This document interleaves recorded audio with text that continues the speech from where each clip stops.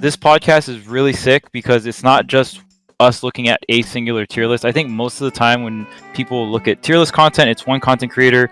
One thing I really want the chat to take note of is like, notice how we're like having a conversation, right? Like instead of me trying to flame you and make your opinion look like worse and my opinion look better, like I want to understand why you think that, right? Like even Steve by the day gets more and more broken. Like they're just creating whatever combo comes to their mind. They're like, you know what? I think we can kill off a down tilt at 0, and you're like, bro, what? Yeah, I can kill off a jab at 0 and up to like they are becoming more broken. Wait, Link.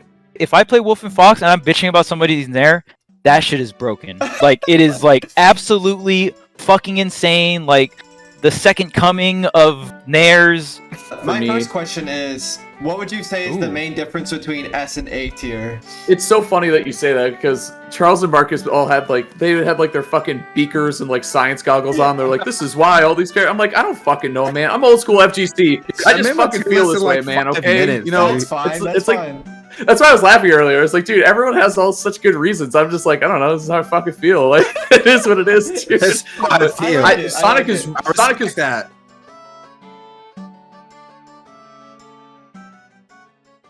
Marcus Charles has Tweek. Okay. We're ending with the only factual tier list. Oh? Okay. Got it. Yeah. Got it. That's why yours one is the only one that can't be edited. It's just law. It's impossible. It's obviously 100% right. Okay. Chat asked if we're going to be talking about Infinity Con after. Dude, you know we all have it up right now. That's for sure. I haven't been keeping up because I just finished a lesson, but Sephiroth? That's all I know. Yeah. Ned's going off, but Aaron's going off. Let's go. Aaron's playing so fucking well today, man. He's playing incredible. Is he playing Diddy? All Diddy. I've seen him so far. See, my 2 characters going in, bro. That's weird. Oh, wait, I should share my screen. Hello. See you for commentate Infinity Crown. That's what I said. I said, so we're thinking about what we're going to do because obviously all of us are going to start going to tournaments again. Yeah. So doing the podcast on a Sunday is going to be difficult. So we were thinking about if we're all around, maybe we could do some sort of watch live deal with a tournament, and then also we'll do the podcast on another day so you guys can still get it. But we're figuring it out. But today we're all like, shit, we want to watch Infinity Con, but we don't know how. We got to get the tier list done, but after that, there might be some changes to the podcast. All right, but let's start it off. Okay. So I think everyone has to explain their tiers. I think this is a very big deal. I need to explain before we move forward. Okay. Because it will not make sense if you look at this and you're like, bro, you think Sheik's that good and you think Rosalina's that good, but you think this character's that bad? No. All right. So each tier has words at the top, right? Sorry, I just hit my mic. So obviously the first one says absolutely broken, 0 weaknesses. I don't mean that the character literally has 0 weaknesses, unless you're Joker. But like every character has a weakness, right? Like even Joker, people use like, oh, he doesn't have like a forward hitting aerial or like a forward hitting out of shield move that's quick. So that's a weakness of Joker's, right? Like every character has some sort of weakness, but the character is so strong that like it ignores their weaknesses. Yeah. And the only character that's like really iffy for me in that section is Peach. Yeah. Because Peach is extremely slow, but the way she ignores her weakness generally of her being slow is by pulling turnips. But sometimes that's not enough in certain matchups, so it's kind of hard. I think Peach is really weird. Every character that's garbage is like a middle tier character, like a high tier. You can call it a high tier, middle tier, below. Every character that's garbage but almost broken, high tier, whatever. And the line starts to get blurred and like Roy and all those. For the most part, when I look at a tier list, it's about tournament viability, right? So like the first row, if you want to consistently do well at majors, like literally top 8, maybe win majority of majors, the first row is where you're looking. Yeah. You can start to look into the second row. Yeah. After that, you probably have to start picking up secondaries in the third and fourth rows for specific matchups. That's my tier list. After that, if you're playing Luigi and you want to be the best Luigi in the world, that is sick. And you may almost win almost win a major one time, but you're probably not going to do it again. If it happens, then whatever. Like characters like those, like Bowser, Leon does extremely well. Yeah. And he may win a major one day. That Bowser from Japan, hero, may win a major in Japan one day. And that would be hype. And I would love to see sick. it. That would be great. Consistency wise, Yes. you're looking at the top of the list. Yes. So that is how I determined where characters should go. Mm-hmm. I like it. And most of the characters that are in the same tier, I don't generally think I don't think Rosalina's as good as Roy, right? But like Rosalina's a very, very, very solid character that doesn't she has a lot of weaknesses, and Roy has less weaknesses, but they still fall in that category of like, okay, this character's X good. I probably need a secondary for a few matchups, and that's that. Like required secondary type of thing. Yes. Well, Where, and then the row above that is like required secondary, but for less matchups. Yeah, and even for some of those matchups, you might just steal the win anyway because it's a clear difference. Yeah. This is good. The thing I wanted to point out, I love your Inkling placement. I think that is like fucking perfect, right? She's in the right crowd. Like that was my thing. Like how do you place crowd her? Yeah, exactly. I think we all agree on that too, that she's still a really, really, really strong character. Yeah. But that's like the right spot. She's not the top of the tier list. Like everyone thought she was when the game first came out. I think that's a perfect spot to put her right near Lucina and Fox. So yeah, really, really good list. Dude, I won't lie. I made some adjustments to mine as I was watching Infinity Con today. I was like, all right, hold on a second. We all had a little bit of Wi-Fi brain rot. You know what I'm saying? We're going to get to Hazes, and he's going to be mid-explaining his tier list and be like, actually, I think I should move this there. Wait. Oh, Cola's playing? Move Roy up like 3 tiers. Hold on. We gotta watch this. This is a hot Roy. The stocks are going up. Mm-hmm. I didn't move too many people. I like the Pac-Man and Sonic placement, of course. I think that's kind of like as time goes on, we knew the character was good from the beginning, but it's like now we have to accept that they're that good. So now they're all going in like the S tier category. But yeah, I think I really like the way you break it down. Not many people do tier lists this way.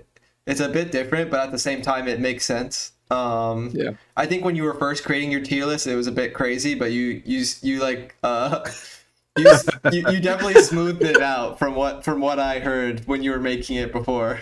So we all hung out in a call after we decided we were gonna do a tier list, and Marcus was like, "All right, how do you add more tiers?" We were like, "What do you need more tiers for?" It's like I need more columns. Because at first I was like I said earlier, like I don't think Roy and Rosalina are like, you know what I mean, but. And by the way, the only row that's ordered is the first row. I was gonna ask that. I was like, is this ordered? After the first row, I don't know. Coward. And like ordered in like groups. Like I can't do. That's why I wanted multiple tiers. Like I was gonna have like 20 tiers, but then I was like, people would look at it and be like, "What? Where do you even start with that?" Yeah, exactly. So, dude, like Joker and Pika have their own little section, and then Wolf.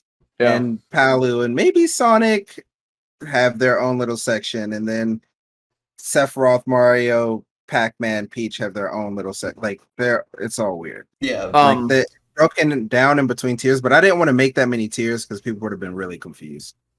The only ones in garbage that I'm confused about are Samus. First off, I think is highly underrated on this tier list for sure. You got Samus down at bottom. And Bayo, honestly, Bayo and Duck Samus should be in garbage, but almost broken. Okay, garbage. Yeah, Dark Samus upgraded to garbage. At the same time, like the rest are echoes. I thought I actually put Samus in garbage, but almost broken, but that's my fault. Okay. Wait, where is Samus?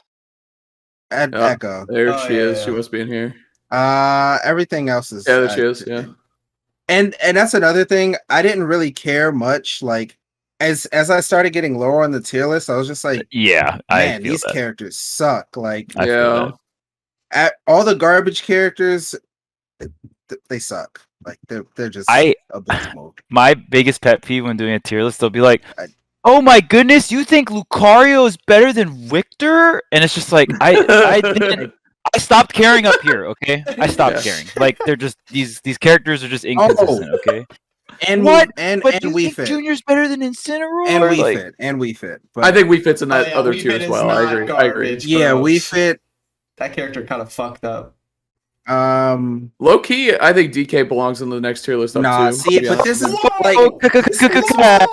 like this was the thing. Like, I don't really care about this part of the tier list, to be real. Like, these characters, for me, like they aren't consistent major winners. So sure, we can move them up from garbage to almost not garbage. Like Dang, Yeah.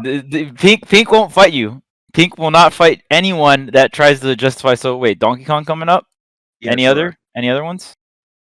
Do we have to his any other point, requests? They all kind of land like Everyone's the best. after that green. I think Marcus's point was after that green tier list right there, the Roy tier list. It's kind of who gives a fuck. Yeah. Like who cares? Yeah, Who cares? Sure, Yeah. You think Meta Knight belongs in a tier up? Okay, good. The characters, to be fair, the first character and the last characters are characters that I wasn't sure if they should go up one or down one. I did do that. Yeah. There's not enough data on like Power Mithra, so I can't tell yet. Has been enough offline play. Min sometimes I feel like she has less weaknesses than I think. And sometimes like, oh, she's really solid, just her recovery is abysmal. Roy is broken and he has a bunch of weaknesses, but he can steal some wins. That's a win stealing character. So like, but again, it's all about viability, not like a character's top 15 or top 12, because that doesn't mean anything to me. So Yeah, like, I understand. Okay, so here's my general take, and I have one question. So these What's three up? tiers are your top tier, I assume, or is it just this tier? Probably I the don't first know. two at least for top tier. Sure. Yeah. I know the whole point of this is not to like tier it off, but like my main question is, of these like categories, are they ordered in terms of what you think is strong in a tournament environment, right? Yes. Okay, so you like put broken but requires consistent outplaying in one area. You Right. value that more than broken with a ton of weaknesses but can steal a game easily, right? Right. Yeah. Right. Okay. Right. So the tiers are ordered Right. for sure. Right. I guess I don't know. We could say the first three are top, and then Well, I don't really care about like which one's top and which one's not. At the end of the day, like is this ordered, right? I think that's the main thing. Like, do you think this is stronger than that? I kind of only asked that one just so like chat could also relate to it, because I actually feel like this type of breaking down of a tier list is a lot better because I get to see what Marcus values, right, and how he thinks about the game. Now, when you put like S, A, B, all that jazz, it's like, yeah, I get to see like what you think is strong, but this is a little bit more detailed. So it's like, I don't know. I feel like this is it kind of like breaks it up in archetypes, which makes it more digestible and easier to talk about. Now, why isn't Luigi here? That's my big question. Because okay, so here's the interesting thing. I thought a lot of people were gonna bring up Luigi. Yeah. He's tough, dude. Luigi, I think he belongs here though. Broken with a ton of weaknesses, but can still. But then you easily, put him right? above Roy, which is he's so inconsistent. I think is the no. argument, right? Okay, I think Marcus might have exaggerated with tons of weaknesses.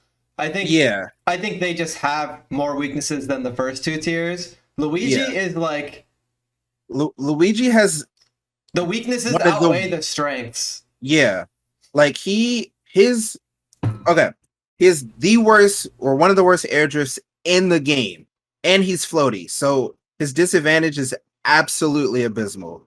On the ground, he's not that fast either, so closing the gap with him is extremely difficult.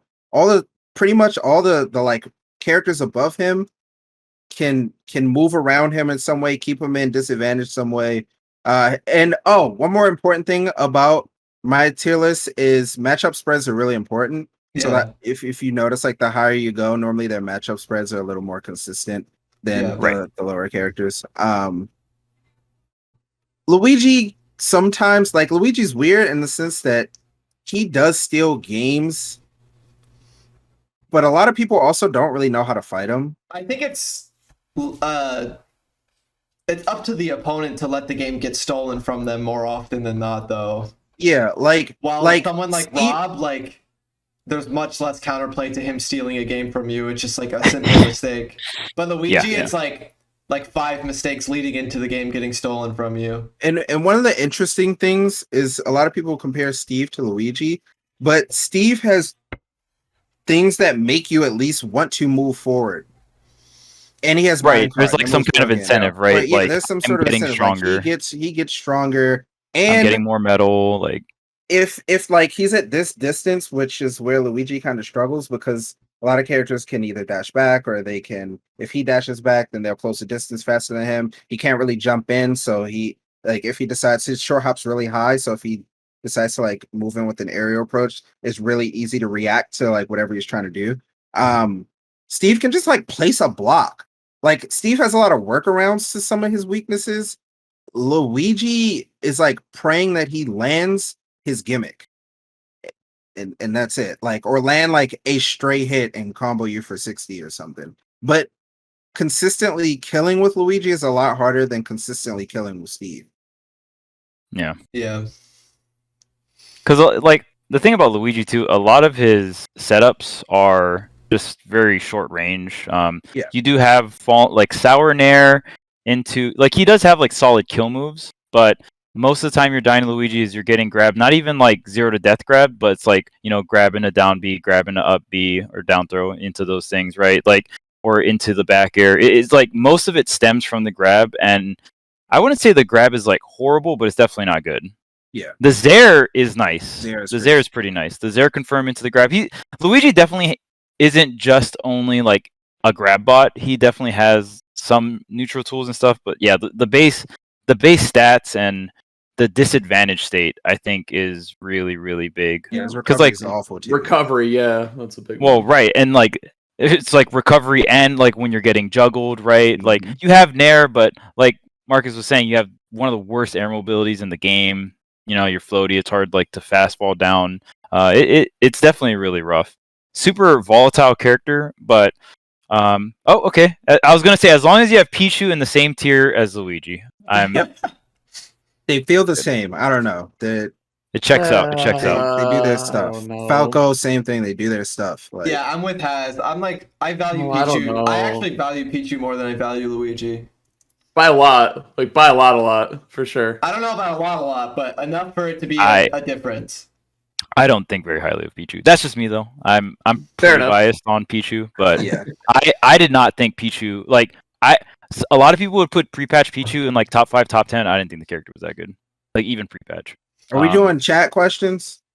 Yeah. I think that's do y'all have any other questions? Some of them are very rude, but I mean that's fine. That's fine. Opinions are opinions. I'm not gonna get mad if someone disagrees with my opinion. Some people are very passionate about some of your placements. Okay. They are extremely confused why Sonic is a good character. They are very confused at that. Very confused. Sonic's good offline. I hate to tell you guys. I'll start with Ness, and then I'll do Ike, and then I'll do Shulk. Yeah. So Ness, like, we've been in an online era for a little bit, right? So Ness is those buttons are seeming kind of broken. They are broken, but they're exaggerated online. Yeah.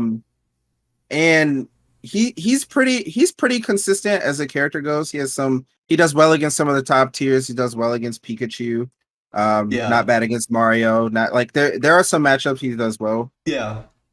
And but he's just not as strong as the characters above him. Like the thing about that specific tier is that those characters are really, really, really strong, but the characters above them are so broken that like it doesn't feel right to put them in the same. It doesn't feel right to put them. Yeah, like Steve by the day gets more and more broken. Like they're just creating whatever combo comes to their mind. They're like, you know what? I think we can kill off a down tilt at 0, and you're like, bro, what? Yeah. I can kill off of jab at 0 and to up to like they are becoming more broken by the day. Ness does crazy damage when he hits you, and that joint is sick. The problem is he has to hit you. You're not getting hit by PK Fire offline. I do not care. Yeah.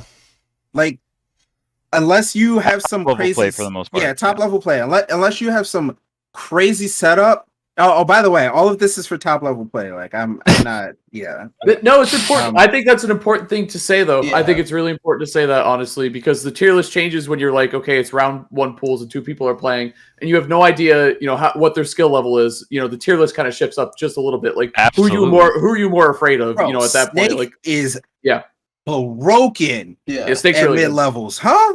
That character's insane. He might be the best character in the game at mid levels. He's up there along with like Robin Game, all them. So Ness he's good, but like a lot of times when what we've been watching is somebody will get hit by PK Fire, the diagonal joint on the platform, and then they'll take 90 or they'll die, and that's just not happening as often offline. Who's next? Ike is just slow and he kind of sucks. He just has like some confirms that are cool. Yeah. Like extremely very strong slow. on stage. Very strong on stage. Yeah. Very like falling aerial base. I don't even know how strong he is on stage, to be real. Like, I mean, that's where he's strongest at. that's where he's strongest. That's fair. Yeah. Like, but like, all right, this is what I need y'all to do. Whenever you look at my specific tier list, look at Ike, and then look at characters and look at all the characters in a tier above and tell me if you feel like they fit there, or 2 tiers above. And if you feel like they fit, if Ike fits in with Ken and Young Link and Roy and Crom, maybe, I don't know. That really these ones are tough. It's pretty close. You think pretty highly of Link, huh? that character's also getting better by the day, but we haven't seen it. I think very highly of Link as well. Yeah. I actually think way very higher solid of him. Yeah, I think he's extremely good, but I'm also realistic and nobody's doing it yet, so I don't. Yeah. Like you have your sense of potential is different from others, right? Because that's another thing too. Like there's like right here, right now tier list, and then there's some spots on tier list where you have to justify and be like, they're not here now. Like maybe Shulk's not here now, but like maybe he could be or whatever, right? Like that's Shulk's weird because he feels insane, but his aerials are really slow. Loki's recovery kind of sucks. It's not like Ike bad. I mean, at least you can mix up both slashes, jump art. It goes a little higher. There's mix-ups to it, but like you can't like very good offensively. You shouldn't be able to just like jump on stage and land with an aerial. Like that's not a thing. You should get parried. It's very, very, very, very slow. Like extremely slow. So your stage, your like mix is like jump on stage and just land or air dodge. And it's Shulk also has a pretty hard time getting off the ledge. And I don't want to go into like all the different like weaknesses that each character has because we'll be here forever. Yeah. But there are certain things that like I see in a character and I'm like, dang, people should abuse that weakness more. Or I see people abuse that weakness and I'm like, wow, that is brutal. Yeah. Shulk goes too low, we can't move out. Dude, just please, you don't even have to pay attention to the chat sometimes. Yeah, like they are fucking angry. I think Shulk can like go up and down in a sense because like there's all the tech Shulk has, right? But at the same time, I feel like people also get better at playing against shield art as the time goes on, right? Like remember, first year of Ultimate, everyone just swinging into Pokemon Trainer Switch. Everyone going and just like trying to combo a Shulk instead of like doing because there's shield art combos. So like there's combos that like Mario, Falco can go into where it's like if you pop shield, I combo you throughout your entire shield art, right? Yeah. So it's like the more time goes on, like Shulk definitely goes up, but he also kind of gets notched down too because of like the way some of his newer stuff, like no one knew how to deal with it because no one could do things out of hit stun, right? before in any Smash game, and this is like Yeah. the first Smash game where it's like, oh yeah, this character can literally just like do this move and hit stun. So definitely an interesting character. Oh, also, I think tiers 2 and 3 are very, very similar. Yeah. As far as like which one's higher than the other tier, I just value consistency a little bit more. Yeah. But they're interchangeable. So if you wanted to say like you think So this is Zero Suit's preference. better than These yes, two. that's preference. These two are yeah. interchangeable, but it's like preference based. Yeah, you think Zero Suit's better than PT? Like personally, yeah. Okay, Fair enough. nice. So I think wait, this podcast is going to be 2 hours estimate, right? Yeah, we could probably move on to the next tier list unless Yeah, Marcus I'm has- done. Unless he has anything big he wants to mention. Nope. I actually like the format a lot. Yeah, I really like it. Yeah. I really like this format. Okay, so next one is mine. Okay, Okay. so I'm going to explain mine. Mine's a little like Marcus's. I kind of put the explanations in the titles. You hadn't clicked the tab yet, and I was like, it looks exactly like Marcus because it was. God damn it! All right, sorry. Okay. Is it good? Can you guys see it? I can Yeah, see it, yeah. Sorry, no, that's my bad. So this is Okay, so- Charles. Chat. This is Charles. The first one was Marcus. So we're on Charles' Is there- tier list now.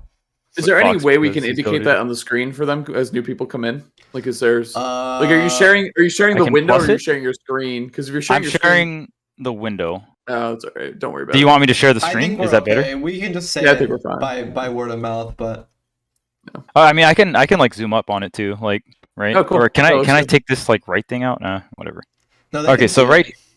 Kind of like, was this disadvantaged like on purpose? Because it's like their advantage state is so broken, but they also don't have a disadvantage. I think that was just an accident. Oh, Yeah, I'm totally that smart and clever. No, yep, he did that. I on was like, purpose. yeah, but that was I kind like- of smooth. I like- oh, Chat instantly goes, this list is better. I love that. Give fuck Marcus. Instantly just, this is better. all good. That's the problem with being You know first. That's the problem with being first, dude. Yeah, You know what's true. yeah. absolutely crazy? Someone was gonna say that no matter who went first. It's true. Exactly. It's Is true. that the first like 25, 30 characters are the same. Yeah. Y'all can't even But see it the just- rest. You can't even This- see the rest of the list. It's the same list, just broken up. What are y'all It talking actually about? is. What? It actually is. It's Absolutely. so similar. It's very similar. What? Okay. Okay, so this is okay. So I'll explain my tiers. I solely look at what character brings value to a player when they are going into a tournament, right? At an S tier PGR event, all the best players are gonna be there.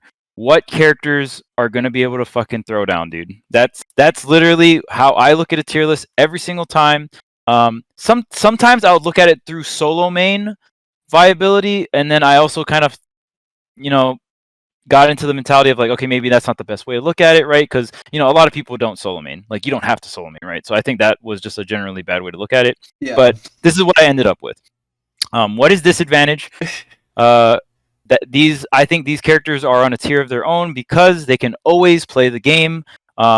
You have many chances, Yes. and I will always say this to the grave, dude. I was one of the first people that said Pico was this good. Even super early in Ultimate, like 6 months in, maybe even sooner, I started picking up Pikachu, and I usually play against players that are just a lot better than me. I just play with a lot of top players, and I myself am not a top player in Ultimate, so I can still tell when a character is really good. Like, if I'm playing against Tweek and he 2-stocks my Pikachu, it's not about like if he 2-stocked me, it's about how many chances did I have to reset neutral. And I'm like, I'm playing someone that's very good at ledge trapping, very good at pushing advantage state, right? And then but I'm getting back on stage every time, and like he's like, or like not Tweek specifically, but like other top players, I'm playing them with my Pikachu, and I'm like, dude, this is so weird. Like, I get out of jail free so much times. I get reversals out of it. You know what I mean? And it's like, I'm not even converting that hard. So like, just from that's when I started thinking about like, okay, so disadvantage is so rough in this game. Like, tools to get out of disadvantage is very valuable in Ultimate. It's super, and it was valuable in Smash 4 as well. Which time, obviously one of the best like disadvantage tools in like Smash history, in my opinion. just because of the reversal, right? You could like kill someone at 0 for swinging. So they have to like super respect that all the time. These are a little different. It's like more mobility. Like Joker's not going to reversal you at 0 unless like you double jump off stage and he just shoots you out of double jump. Then that's your fault, right? But yeah, these tools are very strong. And even in these characters in this category, they're going to have very like consistent disadvantage states because that's what I particularly value. Because if I'm coaching a player or I am a player and I have faith in my neutral and like my overall consistency, I'm going to invest time or tell someone to invest time into characters that can really show that in their gameplay, right? So those are all characters that can do this. Now, in this tier, we do have some outliers. Like Steve, I'm not 100% sure. I put him up here. I might put him higher. The thing about Steve is I gotta see Steve play his bad matchups offline. Yeah. That's what I have to see. You didn't watch Cola? Oh, God. Cola versus Jake was a bloodbath, bro. It's bad. Right, and like, see, I only speculate what bad matchups are, right? Like, I don't even know what Steve's bad matchups are. I assume Paulo and Wolf are going to be some of Steve's hardest matchups, right? And it's I just got to see it offline. I got to see if the 0 to deaths are like consistent, right? Like it'll be very interesting. I do think this character's punish game, like from what I've seen, it's so strong to the point where I am going to put it in consistent enough matchup spread. But I got it down on the bottom side because I just feel like Steve at the moment could get bullshitted in certain matchups, and he might like bump down to here. But I think for now, my knowledge of his punish game, I'm going to put him up here. In terms of like, I don't think this is a hot take at all. I think these top 2 is a very common opinion nowadays. Super duper common. Yeah. I used to think Pikachu was number 1 for a very, very long time, but after I've talked with just I talked a lot about this particular placement between 1 and 2 with Gavin a lot, and I like eventually, slowly but surely, I'm like, it's like Joker's weight is too much. Like the Joker just has too much of like almost everything. Pikachu, like instead of the weight, Pikachu's short, but I honestly, right, but like so is Joker, right? When he's dashing and stuff like that, he doesn't pancake as hard, but like Joker just has almost everything. And then if not like baseline of something, it's like, oh, a little bit extra sauce in this category. Like it's wild. Wolf, Palu might, and Pac-Man. I mean, I could honestly put another tier of like super consistent, and that would be like the Wolf, the Palu. I think these two are almost on a tier. See, almost on a tier of their own. Almost on a tier of their own. they be hating for no reason. They don't even know why. It is in my top 5. That might be a hot take. But like I even think Pac-Man's really shitty matchups, like they really aren't that bad. Like Pac-Man Wolf kind of sucks, but I don't think Wolf beats Pac-Man 6-4. I don't think it's 6-4. I think it's like, I don't think it's 6-4. It's like, what about Wolf? Palu? Same thing. I think Wolf. Yeah, I think Palu. Same thing. Yeah, I think Palu beats Pac-Man 55-45. But it's like Wolf doesn't have to deal with Pac-Man's bullshit, but like Pac-Man also still is like camping, right? Like Pac-Man still gets to get the bell. Like Wolf can play it slow, and you're gonna play to time probably. But I just think Pac-Man beats Wolf up close, like actually, which is pretty fucking crazy when you think about it. I know Wolf's not like crazy up close or anything, but Pac-Man can camp Wolf out and win, and Pac-Man can also just fuck Wolf up and win. Obviously Wolf has like when they're in that mid range, the close range, Wolf's like hitboxes are just better. They might not be faster, but they're better. But yeah, I can also see Wolf Pac-Man being 6-4. But like realistically, if that's your worst matchup, and like you kind of like the thing about Pac-Man is, again, he has probably a better disadvantage state than both these. He like in terms of what is disadvantage. Like Zero Suit might be able to come up here, right? Pac-Man might be able to come up here.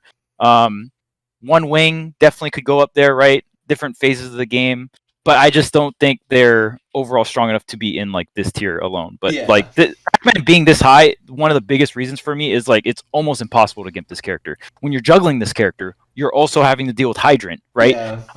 So it's like he has multiple tools and He has multiple some weight too. He has some weight to him. weight and oh, I'm on the ledge, but I have Galaga, I have Bell, I have Key, right? Like any character that can set up themselves up with an item on ledge, it's harder to ledge trap them. Yeah. So it's like Pac-Man literally has an answer for every form of disadvantage to like not completely nullify it, but give him more mix in those scenarios. It makes which it is really like hard insane. to get extra damage on him. Yeah, outside of, like, true combos. I think he's a very well-rounded character. Yes. With multiple win conditions. He's a zoner that has a scrapping win condition. And ding ding ding. Bro, there's other zoners. And a range broken. Key 2, back air, like all this shit, man. Like I think win condition is the name of the game with him. So many good things you could say about Pac-Man. It's just so good, man. Yeah. He's so good. I'm a little unsure with this, and honestly with Sonic too. I think Sonic is extremely consistent when I think he's like this when he has the lead. Yeah. No, he might be he might be on his own tier. Sonic with the lead is here. Sonic with the lead is this good. And then like Sonic without the lead is like then we're getting down over here, and then it kind of like evens out, right? Like Sonic was a pretty hard character for me to place. But I think he's really good. His disadvantage not too bad. He is pretty light. He's really light. And then Min Min is another character where it's like I'm not too sure yet because I don't know Min Min and Pithra. It's like okay, like are their strengths, do they outweigh like the blatant weakness, right? I don't know exactly where to put it. Yeah. So with Marcus's tier list, I liked it because like those characters kind of just went in their own tier, and he didn't really have to like mix and match this tier. Yeah. Marcus's second and third tier is very similar. Like a lot of the characters are similar that are here, right? Yeah. But they were just split into two. So but to note, this is ordered. So I do think this is ordered. Wait. I do think it's ordered. This is ordered. Link. I have Link here, yes. I think Link is good. I've never heard you talk about Link, bro. Like, what? Never. So I'm Link's name You're about to is today. so Shit. horseshit. That move is so bullshit, dude. Which like one? Nair. Yeah. When I play Wolf and Fox, like if I play Wolf and Fox and I'm bitching about somebody's Nair, that shit is broken. Like it is like absolutely fucking insane. Like the second coming of Nairs, this dude right here. The only thing, like it can kill. Hard Nair kills. That's another thing that pisses me off. He doesn't get too much crazy setups off of Sour Nair. Like you do get tech chases and stuff, but nothing like Wolf. But it's so good. And Link is not even a fast faller, but his fall speed for some reason is like super OD amplified. So the reason like Link isn't a fast faller, but when he nairs and then he fast falls, he is one of the he's one of the fastest falling characters, if that makes sense. So when initiating a fast fall, he is one of I think he's like top 5 when he's fast falling, like and presses down to fast fall. So that combined with his nair is extremely good. Thank goodness he doesn't have like a really fast jab or anything like that. But usually they can like land nair into nair, fade back, right? Stuff like that. He's just one of the zoners that can scrap. I put a lot of value if you are a zoner and you can scrap. And I also put him up here, and him and Shulker here just because of the potential stuff. Like, I don't necessarily think they're here now. Like players that play these characters, they're not here now in terms of like being able to execute what I think they can do. But yeah. And that's consistent because you have Rob in that tier as well. He's also the scrappy zoner type character. Scrappy zoners, dude. They're fucking broken. Really, scrappy really zoner right here. Look at this. So your tier list is more about matchup spreads. Correct. Okay.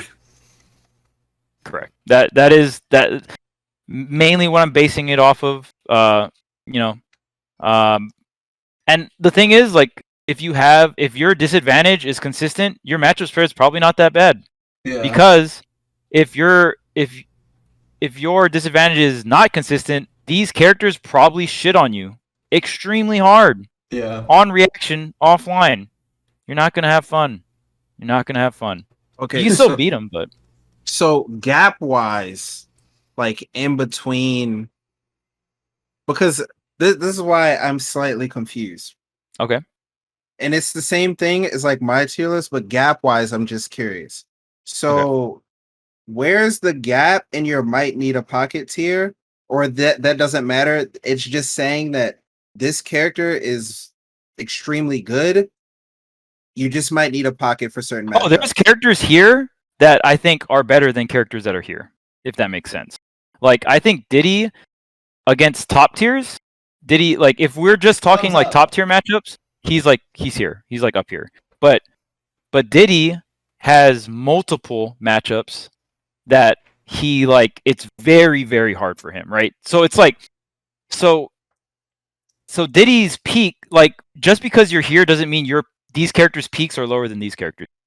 These characters just have a more consistent matchup spread. Gotcha. If that makes sense. Because I can't. Okay. It's since my tier list is based off of matchup spreads. I literally can't put Diddy here.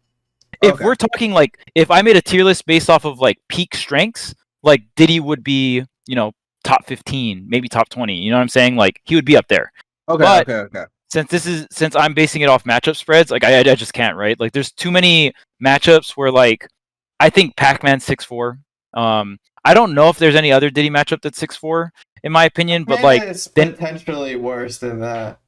It might be worse. It might. I wouldn't be surprised if it was worse than 6'4". It's like, there's characters that literally shut this character's whole game plan down, and it's like, he just has to fight you, and Diddy can just fight, but the biggest strength about Diddy, it's like, he's kind of, I wouldn't say he's a scrappy zoner, but he's almost like a scrappy zoner, right? Yeah. Where he's like playing at that mid range with the banana, and it's just like, I have to respect this character so much, and then you finally get past the banana, you finally get in, and then Diddy's like naring on you and back airing you, and like, he's just like frame 5 up smash out of shield. It's like, holy crap, dude! Like, this character can like scrap with really, really quick option up close. So down tilt, right? Like, so Diddy kind of falls into that archetype, but there's matchups in this game where it's just like completely shuts it down, and then on top of that, he still has trouble with like some of the standard top tiers like Wolf and stuff like that, right? So it's like on top of all of that, it's like, dang, you still have trouble with like some of these pocket characters, right? That like like, if your character loses to Paulo and Wolf, those are big minuses for me. Yeah. Just because Paulo and Wolf are the most common pocket characters in the entire like community, for the most part, in the competitive community. So it's like, if you lose to Pac-Man, that sucks, but it's not as bad as losing to Wolf Paulo, because so much people will just be like, oh, you're like playing that. Well, guess who I use for my bad matchups? Like, Paulo and Wolf, here they come to the rescue. Paulo and Wolf are like the reality checks of Ultimate. They Rob, definitely. Well, oh yeah, and Rob. It's like, if you can't tango with Rob, Paulo, and Wolf, you might. I don't know, man. You might not get invited to the cookout. Like, you know what I'm saying? Like, because if you can't tango like that, then that's like the reality check. And even like, there's even characters like Luigi and Pichu. Like, they get hit by these reality checks, and like a player reality check. I always like making this like comparison. If your character gets destroyed by like the Buzz's lineup, or just like the Buzz as a player, that's the reality check. It's like, it always comes down to the Buzz, is what it always comes down to. It's it like, doesn't matter. You think you can like consistently place top 8 or top 3 with like one of these reality checks? I mean, some of these maybe, right? Some of these maybe. When we get down to this row or lower, that's where it's kind of just like, who? But can you beat the Buzz though? There's no way Pac-Man loses to Rob or Game & Watch, right? I don't think I could see Pac losing to Rob. I can't see him losing to Rob. I don't know why. It might be a slight him losing to Rob, but I'm trying to think of how Hydran and Top would interact with each other, because like, Rob can't push the top forward if the Hydran is down, right? I think like, I haven't seen that matchup enough, but how much does fully charged laser do? That I don't know off the top of their head. If fully charged laser, for sure. Who gets hit by that? What? It's just getting rid of the Hydra. Who gets hit by them? The immobile Hydra that doesn't have shield. All right, come on, man. I just don't see him losing to Rob for some reason, or Game Watch. Probably combos him really hard. I'm sure he doesn't lose a Game Watch. I'm trying to think of like recent. Dude, it'd be cool to like kind of see all these matchups unfold offline now. Is like a key thing. So, we kind of. Sorry to it's funny. Go off topic, but I have one more question. So this list is about picking a character that you should main for winning tournaments. Like winning like majors. You should. Yeah. It's not necessarily S-tier. what S tier character- PGR events. What character is better than another character? It's like what character will consistently have you placing top 8 or win S tier events? Yes. Oh, okay. Cool. Okay, okay. Because you for explained the example, Diddy thing, so I was just wondering, like these 3 characters, or I don't even clarification think for like they're chat. good. They're good, but the reason why they're good is they're consistent. Now, it sucks because they're like a lot of these characters operate better with rage, maybe have some dumb bullshit, like right? Like Yeah. So there's a lot of these characters that I feel like would be better than these 3. These 3 are like I'm super consistent. I don't like super rob you. I might like do some robbing at like with an offstage Gimp like with Sheik, or I might like kill you at 90, which is like robbing someone with Sheik, right? Kind of, because her neutral's so broken, and like getting a kill at 90 with a character like that is insane, right? Up throw up air, that's like kind of robbing with Inkling because you're killing them at like 80 or 90 and your neutral's so broken, so like And getting at 80 and 90 isn't that hard, right? Invincible, so Right, invincible dash grab, stuff like that. But like, so these characters are very consistent. Now, for humans to be super consistent like that, like a robot kind of thing, like if robots were playing, these characters would just probably be like super up here, like top 5 kind of deal, maybe, right? I'm not like super sure. That's definitely an exaggeration, but like you get what I'm saying. Like, since I think these characters have a ton of potential, but it's just we're not at that point of the game yet. And like Inkling, for me, Inkling's like a huge point on this. I think Inkling is very strong, but people just aren't that good at the game yet. Like you're not, you have to win so hard with Inkling and maintain your low rage, get these roller, like landing a roller is very hard to do, in my opinion. So yeah, there's a lot of these characters down here, their like peaks are way higher than these 3. But these 3 are here because of consistent matchup spread. Like Sheik, Diddy, I love comparing these 2 because Diddy has way better top tier peaks than Sheik. Absolutely shits on Sheik in this department, like playing against top tiers. But Sheik shits on Diddy in a sense where like her whole matchup spread is a lot more doable. And if she had to fight like the best of each like character, right? It would be a lot easier for Sheik to do that. Yeah. Okay. Yeah. But yeah, I mean, I guess it is kind of confusing, but yeah, it's pretty much, this is like, these are characters that I think are very consistent. Even like someone like Link, I think bomb recovery is super underrated. His disadvantage is not too bad. You know what I mean? But I just think bomb recovery is really good, especially like I know people are starting to counterplay high bomb recoveries, but you can still just go into the stage, tech, do a reverse up B, right? Like that's very hard to react to, especially because of like how fast initial knockback is in this game as well. You really have to read it.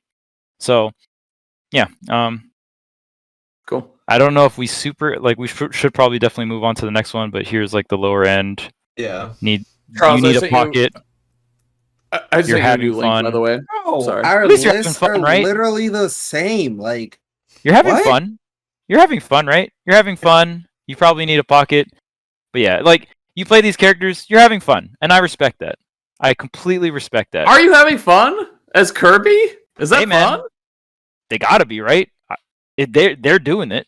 Like they gotta be. They picked Incineroar's fun. They picked it. Incineroar They chose is their life. GOAT. I have a lot of fun when I play a lot of these characters. Yeah. Win, DK, but when I get that Incineroar, hit, Ganon. Yeah. DK, Incineroar, Ganon, and K. Rool are probably considered some of the most fun characters in the game. I think Plant's really fun to play as too, honestly. I have a blast when I play the character. Very fun. You lost me there. You lost me. I love playing Plant. I think Plant's hilarious.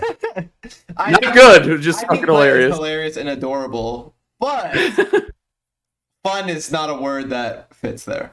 I like playing as Plant. I think it's funny. It's neutral Right, B so and you trade for like 30. Yeah, I sent you a new link. I sent you a new link, by the way, because I was changing based. I was watching the tournament today. I was like, that's not fair. Let me just stick to my guns here. And stick to the opinions that I originally sent you. So let me go back to that one. Right, yeah. So if you go to Discord, yeah, I clicked it. So was again, that me? one last look, boom, boom, and then Charles. Yeah. Yeah. Did so you that was Charles's list. So we've gone through Yeah. Marcus and Charles. So now Alright. this is Haz. Yeah. Let me pull mine up. Make sure we got the same. Oh, I can zoom. If you guys want me to zoom out, I just have it zoomed in. Yeah. I mean, maybe zooming out here is better because I yours thought is I just was looking SA. at- I thought I was looking at my tier list for a second. Hell yeah, dude. That's what's up. I was so nervous when I came with my opinions. The Tweek kept going, no, I agree. I was like, hell yeah, dude. You can argue with me. You can't argue with Tweek, dude. That's not impossible. That's not possible. So It's not completely the same, but instantly, I think the number one difference we'll see, and I think we talked about this a lot offline, but it's important to bring up to the chat now, is that I have Pika number one. You guys all have Joker, I'm pretty sure. yeah. Okay. So That is a different. Yep. I think What's up? the first thing you need to kind of consider about tier lists is it's always through the perspective of the person who made it. So I might value Pikachu higher because he dumpsters my two mains. Like, so I'm like, he's so broken, like, you know, blah, blah, blah, all that stuff. I looked at Esam's tier list, like he had Peach third. So obviously he had Game & Watch and Ness really high. I was like, of course he feels that way. Like, of course he feels like they're broken. They do really well against his character when his character like loses no matchups. So I put Pika a little higher. I don't know, man. I think that Pika just absolutely, you want to talk about a gatekeeper character. If your character has a bad matchup against Pikachu, it's a horrible experience. It's just so bad. I think Joker's so good. I think they're in that S+ tier together. If I had, I don't even really want to pick a difference between the two of them, but if I had to, it would be Pika very slightly. Yeah.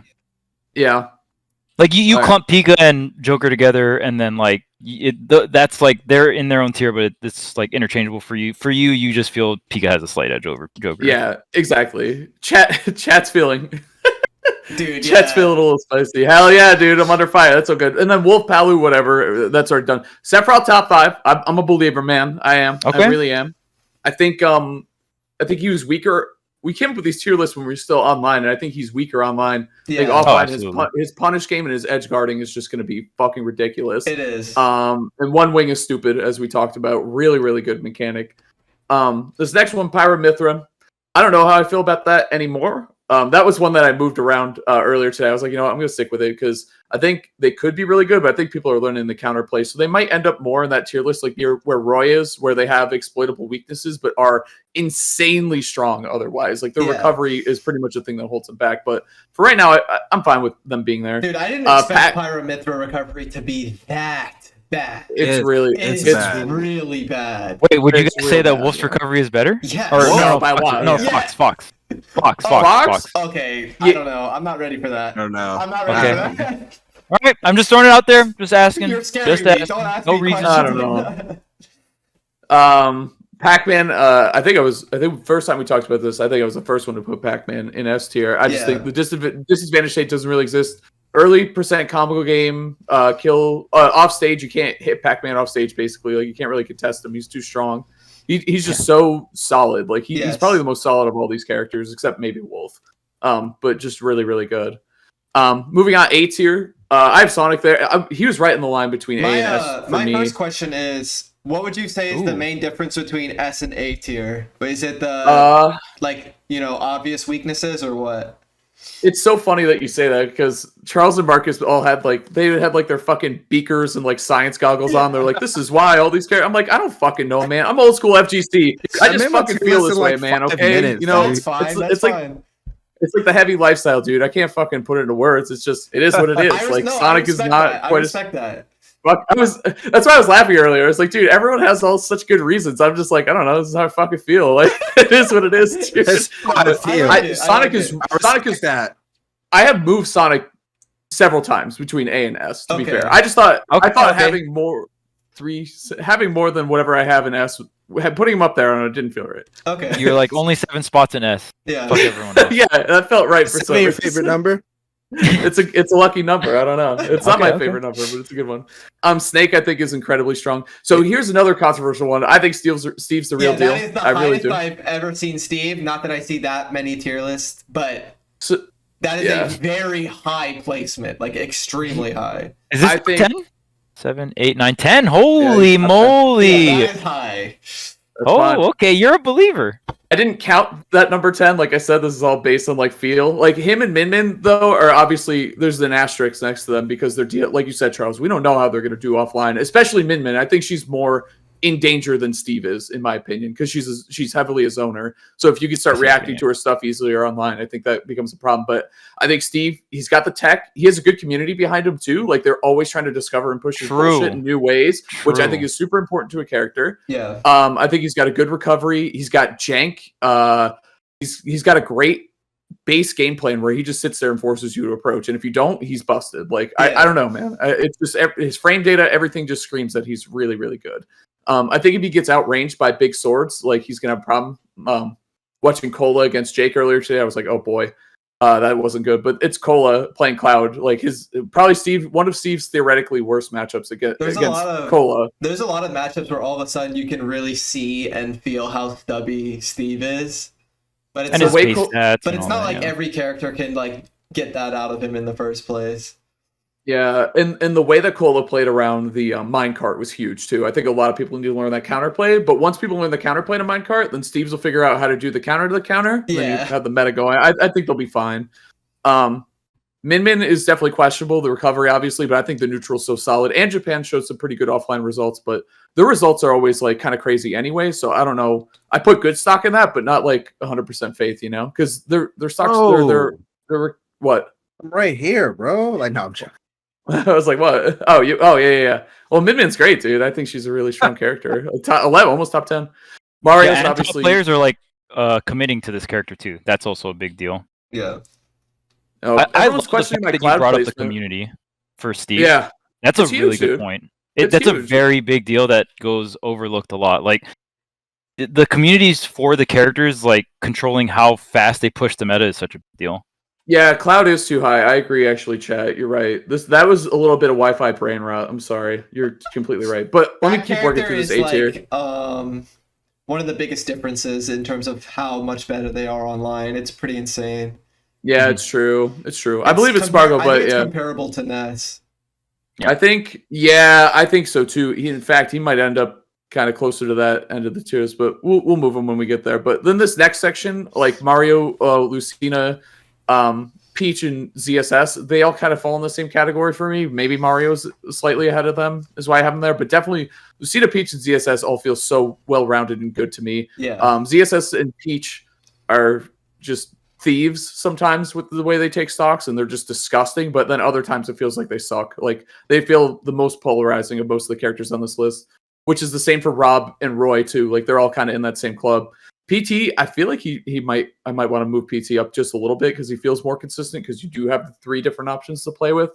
But he kind of fell up right there. But it was hard to say that PT's better than Zero Suit in Peach. You know what? Like that's a hard thing to say. Yeah, it's even Lucina. Order. Yeah, even Lucina felt weird. I don't know. But it's just ZSS. Her bad matchups are so bad, dude. Like they're just so hard to watch. It's comparable to Peach. Exactly. Like when Esam put Peach at number 3, I'm like, I get why you'd say that, but dude, this character can't move. Like she can't run. Like she can't move. Mobility's king is just kind of how I feel. Yeah. So we'll leave it. Whatever. What's that? Void says that a lot. That's why I Diddy so high. Diddy and Cloud. Cloud's up there too. He can move, man. Cloud can move, but his recovery. There's a couple things with Cloud that aren't amazing. Fake. Well, okay. The thing with the Final Fantasy characters, that's their archetype. They have enormous swords, and they're so good at everything, but they have shitty grabs. They don't deserve good grabs, dude. They have 99. They have 99 stats. Okay. Everything else. Sephiroth's is okay. Yeah, it's not that good. I'm really thankful for Sephiroth's grab. Maybe it's stuffy, but it's fast. Yeah, that's the nice thing. At least it's fast enough. I think I just had low expectations for it, but I was very pleased with what I got because of Cloud's grab and ultimates. Like, it's frame 9. It's fucking frame 9.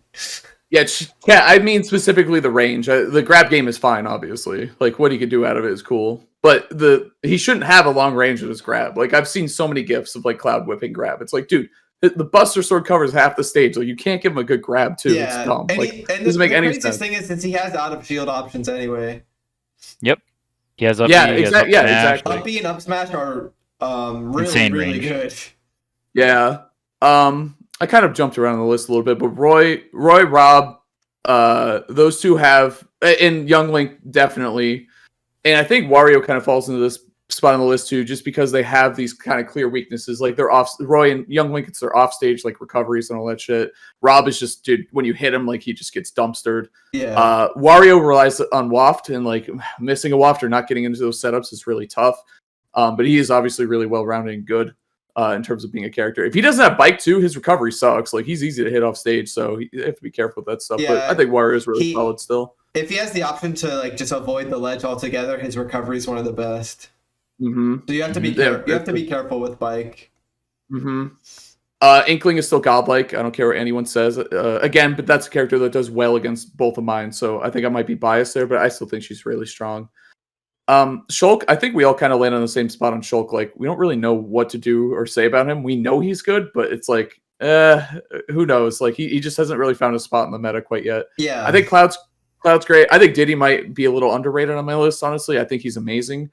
I just watched Aaron play against Mysterica, and it was Zelda versus Diddy, and the way that Diddy could just move around. Obviously, Zelda's very immobile and like can't move, but there's the difference in the two characters and how Aaron could fly around and just not get touched by Zelda. It was just, I was like, this is just ridiculous. It's actually a really interesting matchup because on paper, Zelda has tools that are annoying for Diddy, but Zelda statistically makes it possible. Like Diddy can deal with it enough, but if Zelda had like some extra speed or something going on, it would be so bad. But the fact that Zelda has to rely on those projectiles or that phantom really helps. Mm-hmm.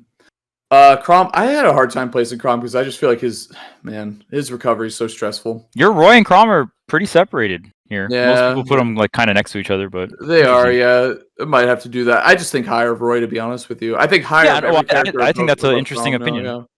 Yeah, maybe they are very different characters. They are very different.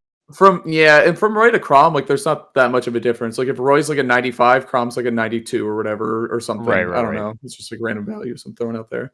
I think Mega Man's godlike. I think he's so strong. I think his neutral's so good. I also think I'm kind of bad at fighting the character, so maybe I just overrate him a little bit.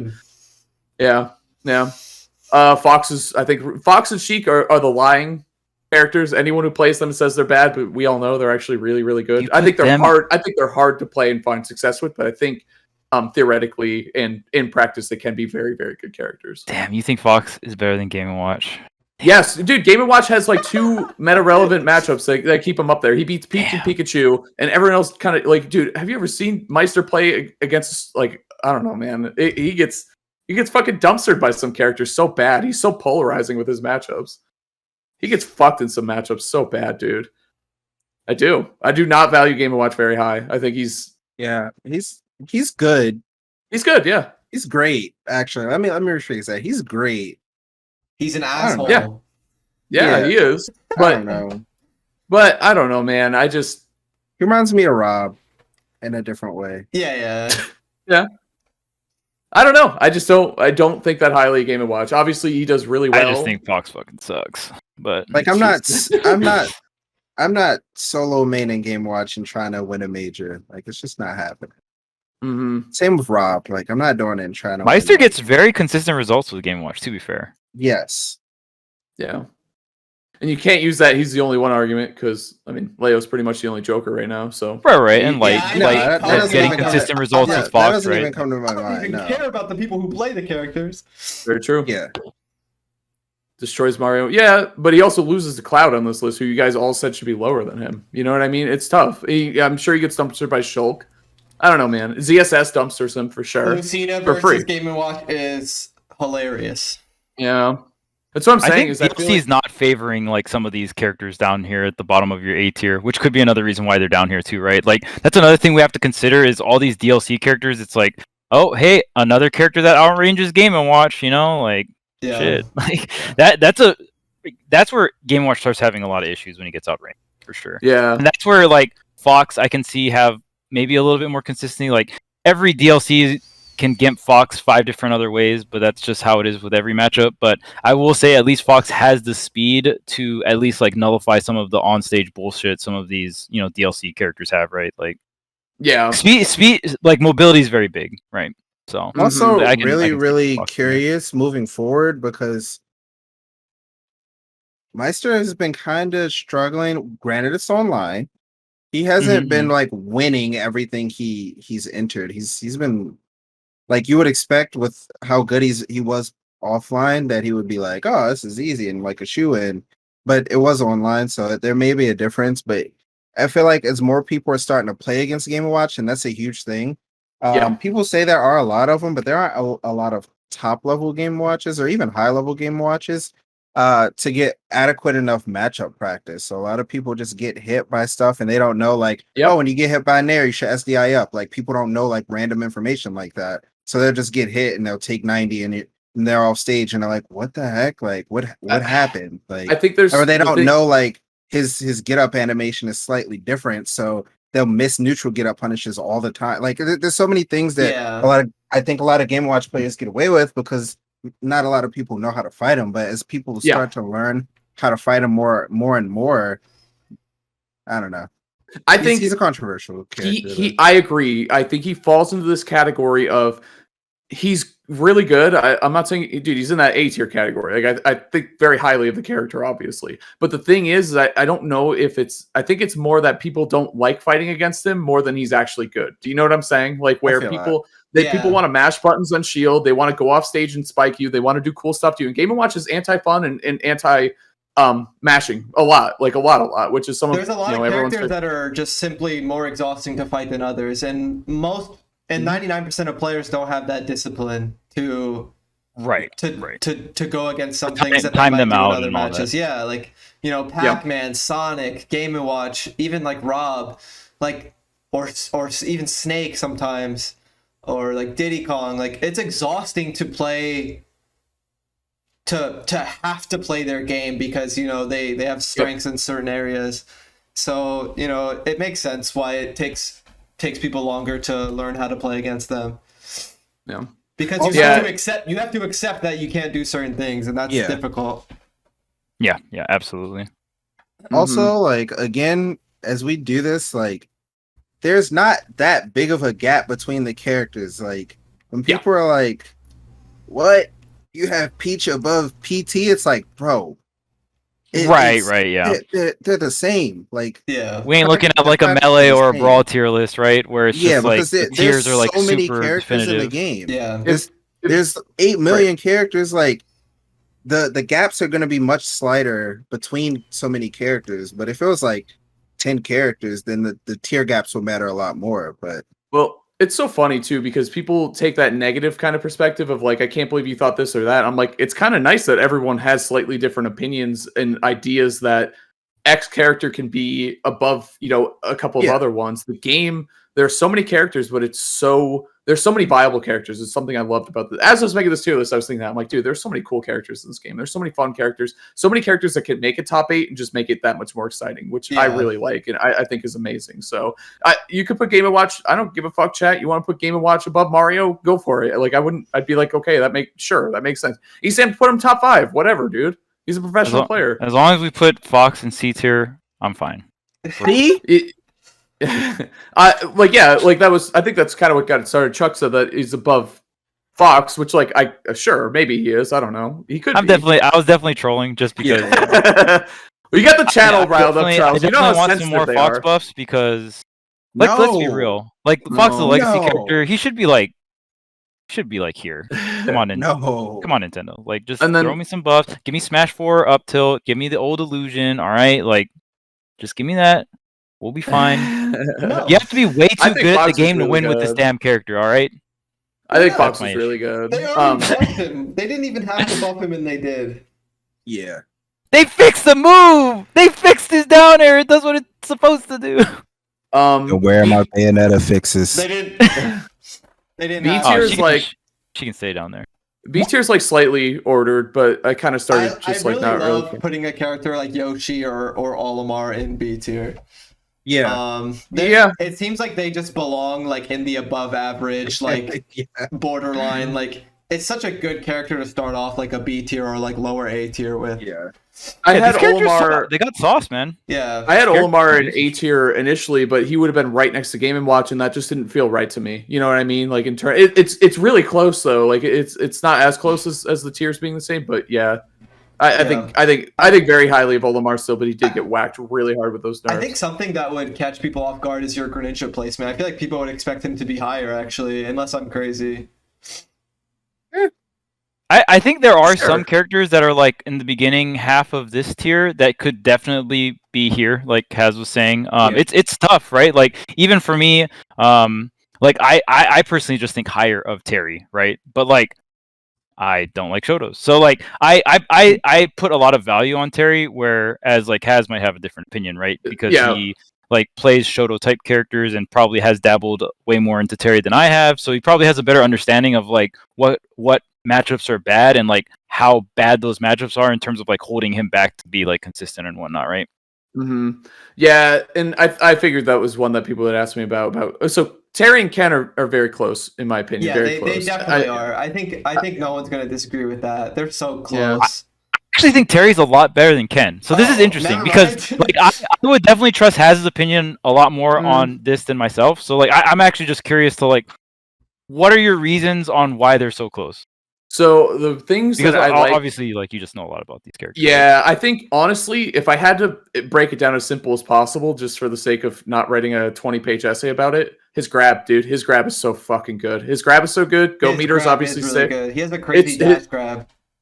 Dash grab and dash attack, the combo there. Ken's dash attack and grab are useless. Like they're borderline useless. You know what I like? And that to me is just that's so scary. Like walking into a game trying to play a character like that. To me, that's the big. People say go meter, or they'll say whatever, crack shoot, whatever. Sure, those things are nice, but that if I could steal one thing from Terry and put it on Ken, it'd be the grab easily. Dash grab or grab range, anything in general. Not the go meter. Nope, I don't care. Ken can kill. I don't care about that stuff. Oh, you're right. You're right. Yeah, Ken doesn't need that. You're right. Damn, yeah. No. Ken honestly might have better kill potential than Terry. Not with go meter, but without it for sure. But it's with rage. With rage, like rage anyway. Ken versus go meter Terry. It's the like same shit. Yeah, it's the same. Yeah, it's the same. Mm-hmm. And then Ryu's lower. Like I don't know, man. He just. See, and that's another thing for me. I had Ryu right after Ken because I don't know like how big of a gap it is because I don't understand those characters enough, right? So Ken is too low. So much faster than Ryu. Like I think that's all it is. He's just so much faster. It makes Ken's jump-ins way better since Ken has the ground speed. Yeah. Okay. Ken's Nair is like it has the range and it combos you to like 80 if you get hit by it. Yeah. So you just Ken. I played Ryu for like a couple days, like just Ryu, just trying to grind him out and like see if I could fit him in my rotation. And I went back to Ken. And I was like, holy fuck! I'm just zooming, like I'm just moving all over the place. Holy shit! Like he is so fast. It's so sick. Ken's overshot Nair is so interesting because he, like I said, he can overshoot it so crazy because of like how consistent the hitbox is. Like he can like cross you up with it, so he can have so many distances and heights to nair at. It's deceptively a pretty good approach option. Yeah, the thing with that, Vendetta's Ryu is amazing, obviously, and he relies a lot on Fireball, but he'll also play Ken a lot too. Like I love the way that he kind of mixes up the matchups, of course, but Ryu relies on his Fireball a lot, and if you could beat his Fireball, which is like a pretty mid projectile in my opinion, it becomes rough for him. Mid. So yeah, yikes. But yeah, that's not too much interesting in this tier list. I guess I think higher of Meta Knight than you guys do, but not like whatever. He's pretty close. Like Meta Knight's like I think Meta Knight in this tier list, he's not complete garbage. He's just kind of garbage. He is kind of garbage. I have Samus higher than you guys. I honestly might even put her a little bit higher, like closer to Ices or Falco type of tier. But I think pretty highly of the character. Honestly, I think she's good. But the buffs are great. Up throw, having a vertical up throw is very underrated because it doesn't matter where you are when you get the grab, right? Like a killing back throw or forward throw, I think forward throw is better just because you can like threat off of a ledge trap kill. You don't have to like obviously like roll backwards to set it up. Like that's like so obvious you're trying to go for a back throw, right? Whereas forward throw, it's like you can just like aggressively go in, and especially with not being able to cross up shields, like before you could like run through someone and then just pivot grab them and set up like that, but now you like have to use a roll or jump over their shield to get to cross them up. So killing forward throws are actually like way more broken in my opinion than killing back throws. But a killing vertical throw, that's even more broken because it can be center stage, it can be at the edge. Oh, I'm on a platform, even better. Like someone asked about Corrin's placement. I don't see a reason to play that character is why I have her placed so low. Like I think there's so many better characters that do the job that she's trying to do. and then like even the point blank one's Byleth, but even then, if you want to take it a step further, you go any of the swords that I put in a higher tier. I'm glad you mentioned that, like specifically, like you don't see why. Yeah. There's a lot of sword characters in Smash, so you'll see someone as high as like Cloud, right, on the tier list, and you'll be like, wow, like Cloud's super good. And it's like technically yes, but also technically no. Because there's sword options that are better too. Like, you know, Lucina's up there, Shulk is right there, Sephiroth. So it's really hard to... If a character is like average, like Corrin or Byleth, it's really hard to justify playing them on paper, right? Because sword character is a sword character. I didn't even mention Roy, and he's right there. It's... You know, I value, you know, someone like Game & Watch a bit better than Cloud, technically, regardless of tier list placement, because Game & Watch is bringing something to the table that's important. Cloud isn't bringing something new to the table. He's just a solid character. Yeah. So it's tough. Yeah. And I think I have Belmont and C. I think people want to hear me talk about them a bit. I think obviously the recovery is really stressful for them. They lose a lot of key matchups, especially A to S tier characters. But I think the key tricky part about them is that if you miss your kill confirms, you're in for a really, really rough time. Like you have to be so precise when you play those characters. Not that it's impossible. And I mean, Dom makes them look godlike. He makes them look like an A tier character, which is ridiculous because they're not. But I think they fall into that category of they're very specialist based character. Like not a lot of people play them. And you kind of just pray you don't run into one in bracket. And if you do, you're like, oh shit, how do I play this matchup again? And if they don't have the matchup experience, you're going to get smoked against the Belmont, basically. But if you know what you're doing, they become a lot worse. So they kind of fell in that category with like We Fit and like Duck Hunt and them, where if you know what you're doing against them, they get significantly worse. Whereas if you hold on. If you don't know what you're doing against them, they get significantly better. But the second you know what you're doing, even a little bit, becomes really, really hard for them. So yeah. Cool. Yeah. I think that's about it. I just play a lot of our D tier is like the same characters, which is funny. Yeah, like whatever. It's like the standard, like, you know, the standard lineup. Yeah. Most of our tier lists are pretty similar. Like the first 35, 40 characters are pretty much the same. Slightly different orders, but they have been pretty much the same for the most part. Because those are all the like characters that are like actually good, and then after that you just start guessing. Like, this characters. Dude, you stop caring at a certain point too. You're like, there's definitely a point where you stop better caring. than Villager? Who gives a fuck? Who cares? Like, Who cares? Sure. Yeah, cool. My point, my stop caring point is very early. Yeah, like it sounds like it's the earliest. Yeah. Yes, the 100%. four of us. Oh, yo. Yeah, Pyramithra can fly. I said that too, Coney. Is that I could that's definitely one of my at-risk picks for sure. Dude, but we'll I hope, low-key, I hope it happens. Flop, dude. But if these Pyramithra stops are gonna flop, they're going down. Keep them. Someone called that Tink and Ice Climbers. This was when the Smash World Tour Canada edition was going on. They have a good Toon Link and they have Big D, obviously. This might be slightly influenced by that. It's crazy how like not only your own experiences in the game affect the tier list, but what's going on at the time too. You know, it really does. Like, I mean, you even look at a Wi-Fi tier list versus, you know, this one, obviously the whole meta's changed. But yeah, if I had to make one swap, it would be Pyramithra with Steve. That's my guess. That's it. I'm glad. If I had to do I'm glad we all have faith in Sephiroth. It's funny. Easily. The whole chat does one not. wing. Or I see a lot of people in chat are like, Sephiroth loses to Rushdown. Like, no, it does. Trust me, I play Ken. He does not. It's not a fun matchup. I promise you, this is not fun. Jesus. All right, GG's. Dude, everyone's taking like questions. 30 minutes for each of this. It's kind of cool. Yeah, I like it. I like it. I really like it. I think so. Before we move to tweaks, one thing I really want to drive home is I think this podcast is really sick because it's not just us looking at a singular tier list. I think most of the time when people look at tier list content, it's one content creator doing their tier list, and then everyone in the comments just like roast them or agree with them or whatever. One thing I really want the chat to take note of is like, notice how we're like having a conversation, right? Like even if we don't agree with something, it's like, oh, we don't agree with this. Like instead of me trying to flame you and make your opinion look like worse and my opinion look better. Like, I want to understand why you think that, right? Like, even obviously I was trolling with the foxing or whatever, just for the lulz, but like, even when I was asking, I was asking Haz like very specific questions. Like, we're asking, all of us are asking each other very specific questions where it's just like, oh, you obviously know about these characters more than me. So like, why do you think they're next to each other? You know what I mean? Like, why do you think Ken and Ryu are so far apart from each other, right? And even like, just going back on Pink's tier list of like, oh, so which tier is like better, or like which one do you personally like more, or, you know what I mean? Is it ordered? And talking about very specific characters, that's the kind of things like that's the kind of conversations you guys should be having when looking at someone else's tier list or discussing it in general. It's a lot more healthier, and like, you just learn more about the game. Like, me just claiming like, oh my god, like Terry should be here or whatever, and I like, that's all I do, and I don't ask for any input. Like, I didn't even get anything out of that. I wasted my time.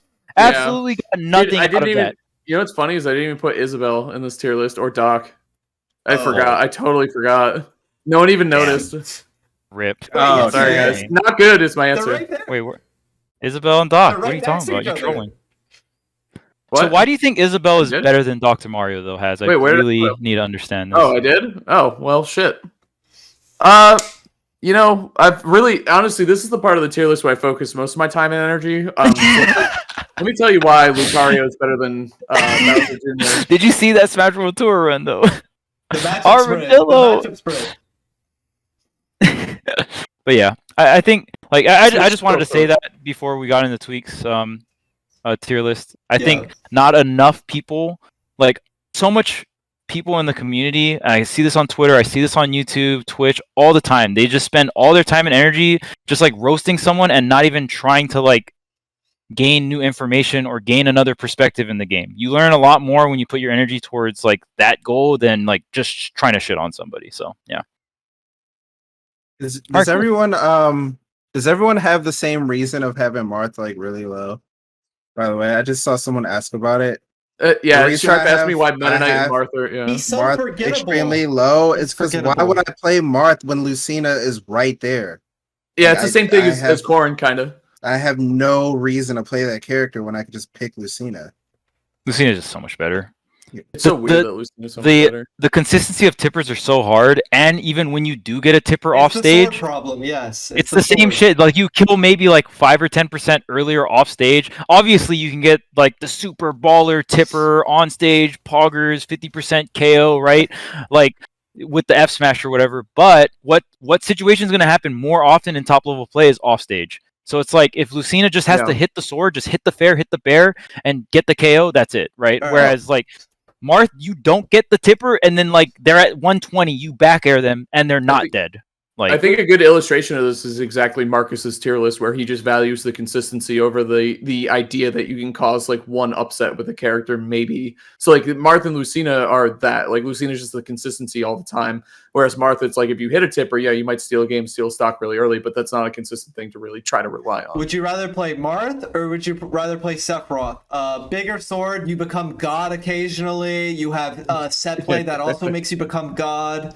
That's the projectiles. So yeah, which character is better? The one with a tipper or the one with that mechanic plus God mode 7 times a game? I don't think... Okay, so tipper is undertuned. Like, tipper is a good baseline mechanic, and we've seen it successful in previous Smash games, but every Smash game, they make the tipper hitbox smaller and smaller, to the point where in Ultimate, it's so fucking hard to get.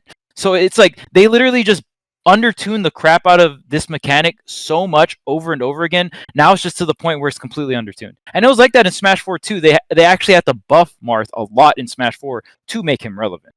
But I mean, maybe the same thing will happen again in Ultimate. But right now, Marth's pretty dog shit. Yeah. Like the tipper's just too undertuned. Like it's just not good enough. The hitboxes are too small for the tippers. Bro, how are y'all gonna say that you play Marth for fun? Because because Marth is cooler than Lucina, but last game everybody was playing Lucina for fun because Lucina was cooler. Yeah, true. Because Marth was good and Lucina was bad. Like, just say what it is. Typical Twitter shit. Marth sucks and Lucina's good. Like, what is this like?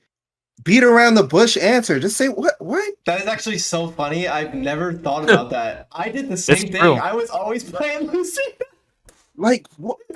I was always playing Lucina to be the cool guy every time. I just got exposed by Marcus. Holy shit. Holy moly, you hipster. Yeah, dude. Oh my god. All right, so I think it's time Yeah. for the grand finale. Okay, We got- Bring it home, Tweek. Okay. I would probably change a couple things. I did this like a month ago now, but Okay. all right, let's start it off, I guess. I can't, so this is just an image, guys. I can't move anything, but this is lol, Nothing's fucking Little moving. Mac. All right, My all my right. first thing I see, lol, Little Mac. Okay. So, Joker and Pikachu, I think, are a gap between the rest of the characters, but not big enough for me to give my own tier, but big enough to mention. I think Joker is actually a small gap between Pikachu as well, an even smaller gap than what I first mentioned, but it is a gap. Okay. I think Wolf, throughout the patches and all that, is actually for sure number 3 now. Palu got nerfed again. I think that's pretty helpful for Wolf. What else is crazy? Okay, so for S tier and A tier, I have a big difference. I think to be an S tier character, I think you have to be flexible enough to be an S tier character.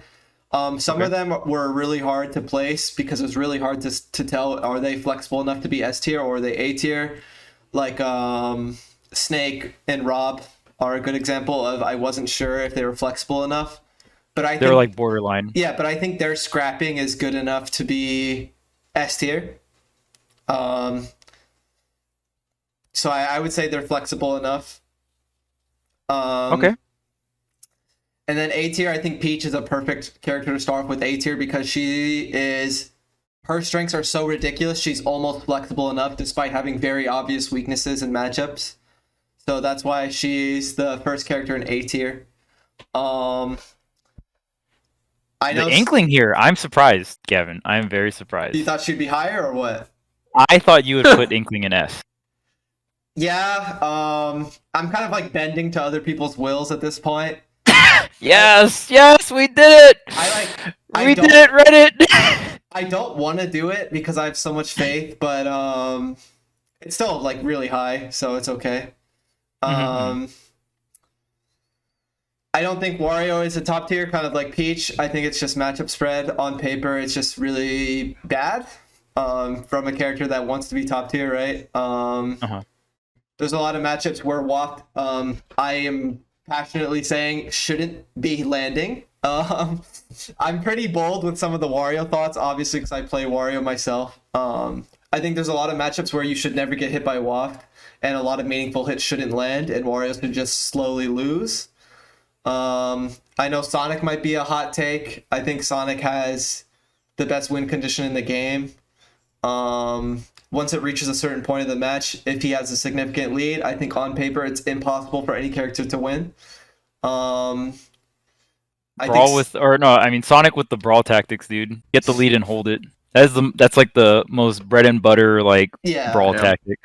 I think Sephiroth is maybe a hot take too. The opinion for Sephiroth is all over the place. I think all of us generally thought it was pretty high, right? But you have it as number 5. That's pretty. Yeah. That's really Hell yeah. I actually had Palu switch with Sephiroth at one point, but it's so hard.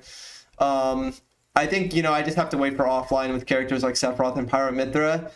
Pyra Mythra, I'm not sure. I do value the character a lot, no matter what, because I think Mythra is just way too good. I don't consider what the character is playing to be neutral. I consider it to be advantage state. I just think it's that broken. I think the character is ridiculously easy to play. I think Pyra Mythra is just really, really easy. That might be a hot take. I think tech chasing is free, covers all options, doesn't matter what you do. Neutral is free, you just win, with raw speed. But we'll see what happens when we have more data with offline. Because the recovery is extremely bad. It's the saving grace for me when I'm playing against her. It is so stressful to fight Pyra Mithra and just constantly get hit for not even making a mistake. But the saving grace is that like I'll just like get like a Diddy Kong like edge guard for free. And then Zero Suit is a character I think has a really rough matchup spread, very similar to Peach. But I think the character has many more workarounds. Flip jump. I think the matchups are bad, Just but run. I think she has a chance time. to time you out with the lead because of her mobility. Yeah. So I do value that. I definitely underrate Zero Suit. Like a lot of the things like someone like Mars says as ridiculous as they are, I'm usually in agreement. Like I can see why all these matchups suck. But I do have faith in Zero Suit's defense. I think it's almost comparable to Sonic as a comparison. I agree. I think it's that good. And then someone like Peach, it's not the case. So similar matchup spread in terms of how many are surprisingly bad. But I think Zero Suit's much more flexible. And that's why she's an S tier, which is the flexible tier. And then Mario, I think, is surprisingly flexible too, just because of solid frame data. Despite having very clear weaknesses, I think his damage output and frame data and overall general good speed is good enough to be flexible. And obviously, he's just a win button when he hits you. I basically compare him to Wario, except he can just waft you in much more flexible ways off of better frame data. No cooldown on upbeat. So, that's how I see it. So technically, it's like Wario with a better matchup spread, just because he's a better character. Pac-Man, it's so crazy to see Pac-Man in S tier as a longtime Smash player, because in Smash 4 he did very similar things, but was not the greatest. Now he has no weaknesses. They just buffed him in every category. He has crazy frame data. So it isn't like, oh, just get in on him and he can't camp you anymore. It's like he's debatably just as good at aggression as he is at defense.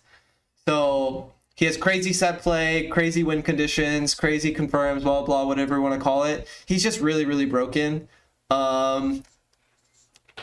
In terms of fighting Pac-Man, your best bet is the fact that he does have some matchups that are just simply really effective, like Palutena, Wolf, stuff like that.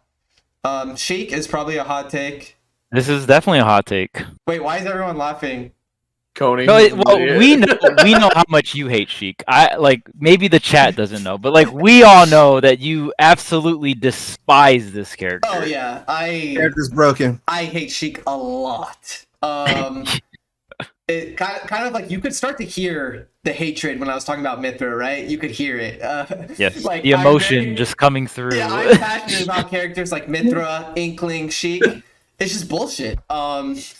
There is no neutral. They just win. Like, for example, yes, Inkling has broken aerials. They're all super safe. Invincible grabs, crazy win conditions. Roller doesn't have an audio cue. It just comes out. The ledge trapping is way too easy with grenade. Like, shit like that, I hate. The more I'm guessing, the angrier I'm going to get, which is funny because it's what I do to my opponents. We'll not talk about that part. So back to Sheik. Way too fast. You're always guessing and it's always in their favor. Ridiculous confirms. So you're just always she's always winning in some aspect. And then I hate them even more because of, oh, this character's too hard, or oh, I'm like, to me, you have a lot of room for error. Like, I don't care about character difficulty in terms of execution, but if you have all this at your disposal, that's all I care about. You're just too broken. And then Rob was a hard one because Rob has talked about it. You hit Rob and he explodes. Well, it's not that he explodes. He just takes a lot of damage. Yeah. But he's like Pac-Man. He's super flexible. Bunch of kill confirms, crazy ledge trapping, amazing recovery. He's really heavy. So I was like, all right, I'll put him in S tier. But it was definitely a last minute decision. Rob is actually my favorite character to fight because I like to hit people and do a lot of damage. And then Shulk is his game plan is just really, really simple. You know, he has an answer to every situation. I just think that's crazy. Monado Arts is like the best move in the game or whatever. Pretty easy opinion just to put Shulk in top tier somewhere, specifically on the lower end for me, just because I do think his frame data is a little weird. Getting off the ledge is pretty weird. There's some aspects of him that aren't as flexible as you'd expect despite having Monado Arts. So that's why he's on the lower end. And same thing with Snake. Snake has a weird matchup chart, but he's not as flexible as Zero Suit. He kind of just has to subtract certain options from his game plan. And that is definitely hard, but it is doable because he does have great frame data, great hitboxes, great raw kill power. But the fact that you have to use less explosives in some matchups is definitely significant enough for him not to be higher. But I think he's a good character to put at the end of my S tier in terms of valuing flexibility, because like I said, he like is the cutoff. I think he's flexible enough where I'd put him there, but if I put him in A tier, I wouldn't take a second look at the same time. So he's like somewhere around where Peach is. Yeah, I like the fact that your S tier, like especially with the way you explained it, how your S tier ends with Snake and then your A tier begins with Peach. It's very like it makes a lot of sense. Yeah, I think Peach is just barely not flexible enough, despite having some of the best strengths in the game. You know, in terms of raw neutral against some of these matchups, they're just pretty rough. Along with not even having the best top tier matchup spread. So that's enough for me to separate the tiers, starting with Peach. We talked about Wario. Roy is just like, you know, we talked about Roy. I liked what Haz said. You know, it's the strengths of the character are just very apparent here. Crazy win conditions with jab and side B. Has a great neutral with down tilt. I think down tilt's one of Roy's best moves. You'll never be in trouble for landing it usually. So the character's just really solid, really fast. But kind of going back to what I said about Shulk, you know, despite having all that, some of it isn't as flexible as you'd imagine in some matchups. I think Roy has trouble with Pikachu. I think Roy would probably have trouble with Wario, Diddy Kong, stuff like that. Maybe Pac-Man, Mario. I think the matchup spread just isn't as amazing. I would value Sheik over Roy. It's kind of similar in terms of raw speed, but Sheik is more flexible with projectiles and can work around getting kill setups in more matchups. Which sounds crazy because Roy's kill power is way better, but that's how I look at the game. Inkling, I've always looked at Inkling super high, but you know, I kind of have to slow it down a bit because it's not happening, right? So sometimes I bend to people's will, and I'm like, all right, hopefully one day someone proves to me that Inkling is super broken, but I'll wait for now. I guess I should speed it up. I'm kind of going through every single character. Diddy Kong is obviously a character I wish I could put higher. We'll see. I don't know what number he is exactly here. It definitely looks like he's top 20. Min Min, I don't know what to say. I have to wait for that character too. Pyra Mythra might end up being lower too, just because the recovery is like that bad. I don't know what else to even go with. I do have Cloud pretty high, despite talking about how much better he is online. Kind of like with Haz. He's still really, really good. Wait, is that Marth? Oh, yeah, that's Marth. Oh, no one's saying shit about how you put Crom and Cloud over Game & Watch, but when I do it, it's a fucking crime. Jesus, yeah, bro. It's crazy. It's crazy watching people's reactions to these, especially because I went first, and I'm looking at pretty much the exact same tier list over and over again, and people are like, "Yo, this tier list is really good." And I'm like, "What are you talking about? Like, it's the same tier, just separate tier list, just separated differently." With like all of our tier lists are very similar, except for like one or two things. Yeah. I think Marth is probably a hot take here. Marth here being Yeah. a hot take. I guess my tier list is a lot of flexibility, consistency, matchup spreads. So a character like Marth, despite how much we were just clowning on him, he's still a sword character, and I value like the simple consistency and flexibility that offers, rather than a character like Olimar that's more I don't know, gimmicky, or someone like Ken and Terry or that are more gimmicky. Right. But their strengths are still valuable enough for me to put them in A tier. But someone like Game & Watch's gimmick, I think, is strong enough to be better than Marth. So I don't know. It's a hard call. I think Charles said it and Coney said it in the chat too, but I like the way your tier list kind of just flows. Like it's like here's your top tier. These characters are pretty much so very clear cutoff points. They're gonna win a tournament at some point, this next year. Yeah. A is like really, really strong, but not quite as strong as the tier above it. And then B is like you're kind of just your character. This is the I don't care tier list. list. To order everything though. Everything is ordered. That was good. I would probably change things. My opinions change like every day. And this is like a month old. I actually might drop Sephiroth a little bit. I might drop Pyramithra a little bit. Don't pay attention to Steve. Just don't even look at my Steve placement. I have no fucking idea. Like literally no idea. So just ignore it. Man. But yeah, I like the cutoff with like Olimar, Ken, Terry into Rosa. It's very similar to like the Snake and Peach thing. It's very important to me. That's why I asked Hazmatt about like, oh, what did you do for your separations? He's like, oh, I don't know. I just felt like it. Because for me, it was like super important. Like I had my clear reasons. I think, someone like Ken and Olimar's strengths are enough for me to be like, okay, you're allowed in A tier. And then a character like Rosalina is more gatekeepy. But I do think Rosalina is quite strong. I think in terms of strong characters, it cuts off very early into B tier, like around like Rosa. I don't think I think Bowser is strong enough to like have a spot in the tier list, but I think his weaknesses are so apparent. It's just up to his opponent to have the discipline to deal with it, right? I think that's a big thing with after A tier. It's up to the opponent to show how good the character is. I think from B tier onwards. Where a character like A tier, I think a player can really force their skill no matter what the matchup is, right? But in B tier and lower, it comes to your matchup knowledge. It comes to how willing are you to play to these characters' weaknesses, because they're so apparent and right there. And obviously, a lot of players don't do that well. So that's why I think a character like Bowser might look a little stronger than he is. Obviously, most players don't put him too much lower, too much higher than this.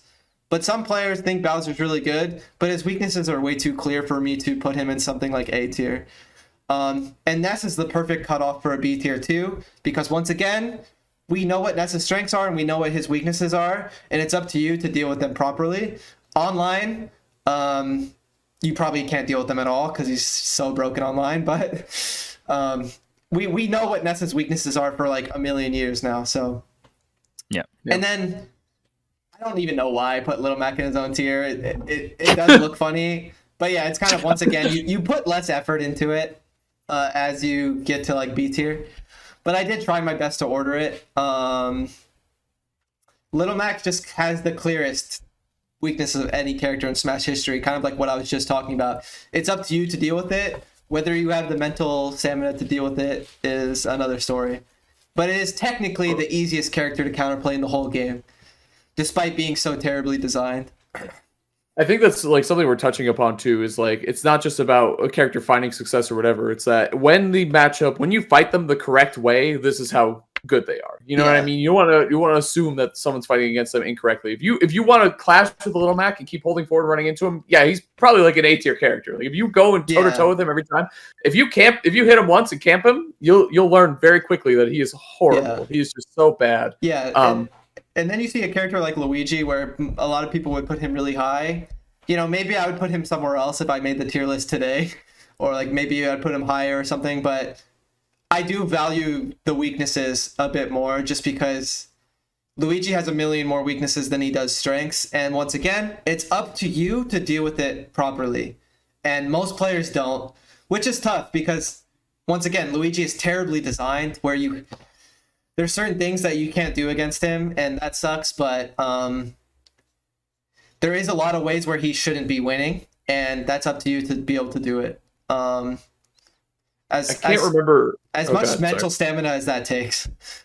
Yeah, I was gonna say I can't remember if we talked about it on air or not, but like the opponent chose that. They chose Luigi, so they forced your hand. Like exactly. No one wants to play that way. That's their fault. Like you know what I mean? You picked Luigi, so I'm gonna do this. Like I pick Ken and someone camps me, I'm not mad at them. Like, good, you're doing the right thing. Like that's not fun for us, but like it is. I don't blame you. Like that's the way you should do it. And here's my clear difference in why I put Ken in A tier instead of like the top of B tier is I think despite getting camped so easily, he has more of a chance and more of a workaround than Luigi or Ness, I think.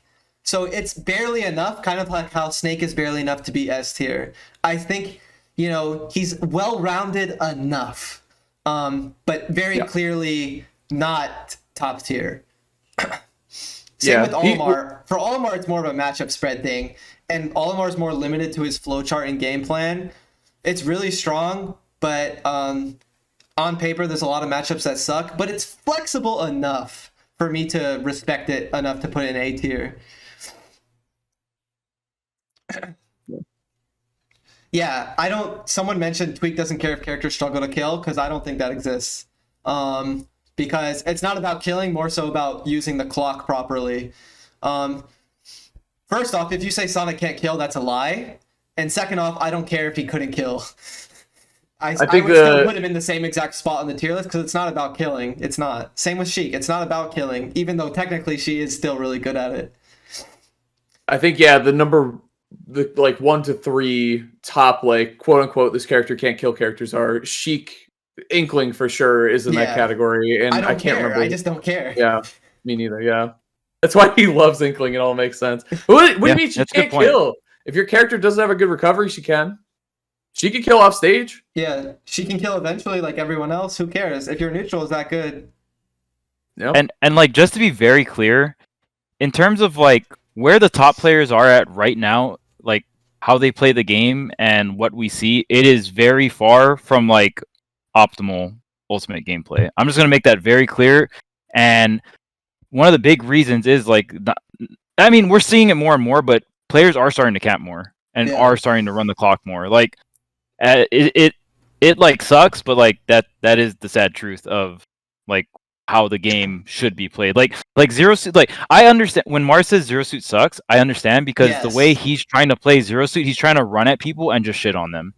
Right? But like when I watch Japanese Zero Suits play, they literally land a hit and they're not trying to interact with it. And they don't have to, because trying to catch Zero Suit flip jumping is like trying to catch Sonic spin dashing. It's the same shit. It's literally the same fucking thing. Like Zero Suit might be harder to get than Sonic, honestly. In some situations, yes. So it's so B tier is like, a very clear difference in terms of it's up to you to counterplay them, or it's up to you to play a character that is good enough to beat them, which most are. So, and then Little Mac is like the most apparent. Like it's completely up to you. Doesn't matter what character you're playing. There's a way to win. But yeah, we should probably wrap it up. I have a Metafy lesson. Dude, if there's one thing I want to say is I find it really interesting how each of us did our tier lists. Like, we didn't even talk about how we were gonna do it. We just did them. And yours is based on like flexibility of a character. Charles's is based on a character's matchup spread. Haz's is based on how he feels. And mine is just based on if a character is broken or not. So it's just interesting. It's definitely, this was actually really, really fun. Well, and I think it kind of falls into this, sorry not to hold you up, but it kind of falls in this category of just kind of trying to communicate on the internet anyway, where like I kind of hate Twitter because you're so limited to how many characters you can type and how well you can communicate in that concise bubble. It's the same thing with a tier list. Like, what does S tier mean? What does A tier mean? Yeah. Which is why I like that Charles and Marcus really put labels on all of them, which even could have added to the confusion more, like as people break that down and all that stuff. But it was all really, really good stuff. Don't ask who had the best list. Yeah, who had the best list? Who had the best list? I love the way yours is organized so simply. I think that's the way to do it. For sure. because there's less room for argument when you're like, here it is, like this is it. So Pink, Tweek, I'm right. Pat. Okay, it was literally Okay. 4 different opinions. I'm out. has smile. All right. It's To be honest, let's fucking go, chat. That's right. I'll make a community post on Tweek's YouTube. I'll do a community post after this dude. one launches. I'll do a community post who- and then we'll see. in the comments, put who you thought had the best list, dude. All right. Tweet's got a lesson, guys, but we'll catch you next week. Yeah. Thank you so much. Hope everyone has a good one. I'm sorry this took so long, but we did it. All right. Peace out. We did it. Bye.